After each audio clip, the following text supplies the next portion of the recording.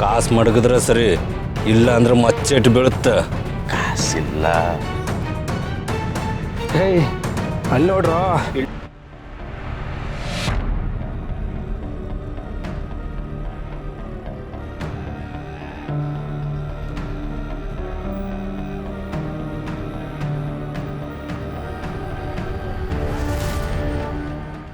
ನಮ್ಮೂರಿಗೆ ಬಂದು ಮಚ್ಚೆತ್ತಕ್ಕೆ ಏಟ್ಲ ಚರ್ಬಿ ನಿಂಗೆ.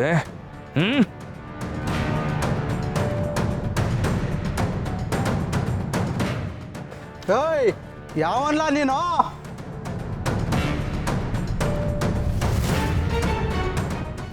ಏಯ್ ಮಾರಿಗುಡಿ ಶಿವ ಕಣ್ಲ, ಪಾರ್ಟಿ ವಸಿ ರಾಂಗು. ಇದು ಮಾಕಾಳವರ ಗುಡಿ ಇರೋ ಮಾರಿಗುಡಿ ಊರು.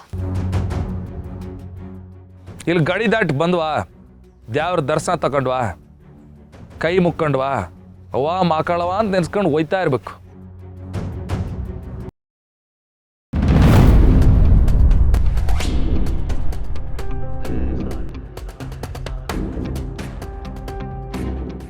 ಅಯ್ಯೋ ಜೀವಣ್ಣ ಯಾಕೆ ಬಂತಿಲ್ಲಿ? ಇನ್ನೇನಾಗೈತಪ್ಪ ಶಿವನೇ. ಮಾದಪ್ಪಣ್ಣ, ನಿಮ್ಮ ತವ ಹೊಸಿ ಮಾತಾಡಬೇಕಾಗಿತ್ತು. ಮಾವ, ಇವರು ಪಿಂಕಿ ಅವರಪ್ಪ. ನಮ್ಮ ತವ ಏನು ಮಾತು? ಐತೆ ಮಾದಪ್ಪಣ್ಣ, ನಿಮ್ಮಂಥವ್ರ ತವನೇ ಅಲ್ವಾ ನಮ್ಮಂಥವ್ರ ಮಾತು. ಆದರೆ ಮಾತಾಡೋಕ್ಕೂ ಮುಂಚೆ ನಿಮ್ಮ ತವ ಕ್ಷಮೆ ಕೇಳ್ಬಿಟ್ಟು ಆಮೇಲೆ ಶುರು ಮಾಡೋಣ ಅಂತ ಅನ್ಕೊಂಡಿದ್ದೀನಿ. ಏನಣ್ಣ, ಯಾರು ನೀವು?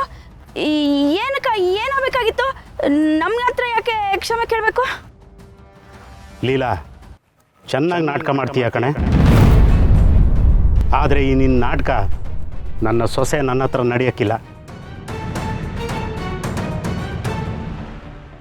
ಅದು ಏನು ಹೇಳಬೇಕು ಅಂತ ಹೇಳಿದ್ರೆ ನಾವೊಂದು ಫ್ಯಾಮಿಲಿ ಫಂಕ್ಷನ್ಗೆ ಹೊರಟಿದ್ದೀವಿ, ಲೇಟ್ ಆಗುತ್ತೆ. ಹೇಳ್ತೀನಿ ಮಾದಪ್ಪಣ್ಣ, ಹೇಳ್ತೀನಿ. ಏನೋ ಆಗಿದ್ದು ಆಗೋಯ್ತು, ನಮ್ಮನ್ನು ಕ್ಷಮಿಸ್ಬಿಡಿ. ನಿಮ್ಮನ್ನು ದಮ್ಮಯ್ಯ ಅಂತೀನಿ, ನಿಮ್ಮ ಕಾಲಿಡ್ಕತ್ತೀನಿ. ರೀ ರೀ ಎದ್ದೇಳ್ರಿ, ಏನ್ರಿ ಮಾಡ್ತಾ ಇದ್ದೀರಾ ನೀವು? ಮಾವ, ನೀವಿಂಥವ್ರ ಹತ್ರ ಎಲ್ಲ ಕಾಲೆಲ್ಲ ಮುಟ್ಟಿಸ್ಕೋಬೇಡಿ ಮಾವ. ಏನೋ ಪಾಪ ದೊಡ್ಡವರು ಏನೋ ಹೇಳ್ತೀರಾ ಅಂತ ನಿಂತ್ಕೊಂಡ್ರೆ ಏನೇನೋ ಮಾಡ್ತಿದ್ದೀರಲ್ರಿ.